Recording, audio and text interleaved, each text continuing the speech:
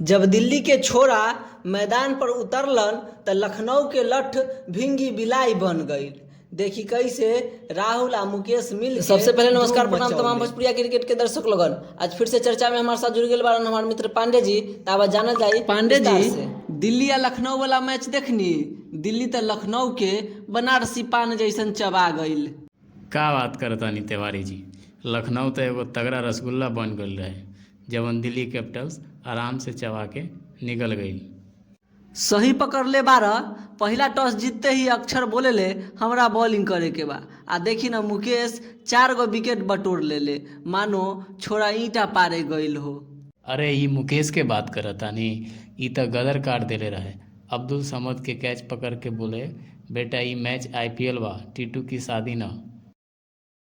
और देखनी मार्च 45 रन बनबले, लेकिन मुकेश के यॉर्कर पर बोल्ड हो गईलन। तिवारी जी, मारकरम तो अपन 50 ठोक के सोचल कि हम ट्रैक्टर हई, लेकिन स्टब्स एक्स्ट्रा कवर पर ओकरा के ठोक के बोललस, अबे उतर ट्रैक्टर पर से।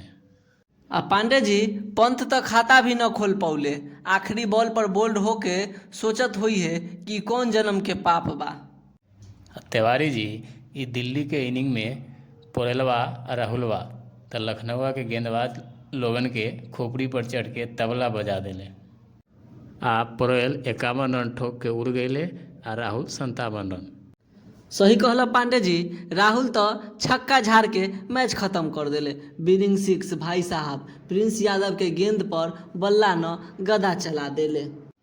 तिवारी जी, लखनऊ के पंतवा तो फॉर्म खोजते खोजते एगो चाय के दुकान पर बैठ गए हुई। 8 मैच में कुल 106 रन, स्ट्राइक रेट 98। ई देख के तो लोग सुकून से टेस्ट मैच देखे लागी।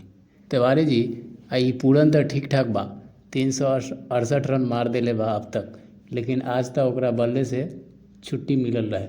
मात्र 9 रन बना के स्टार के बॉल पर वापस चल गए।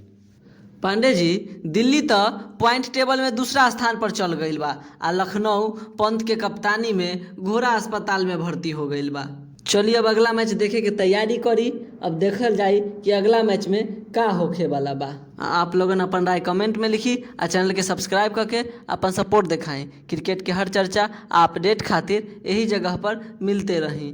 धन्यवाद।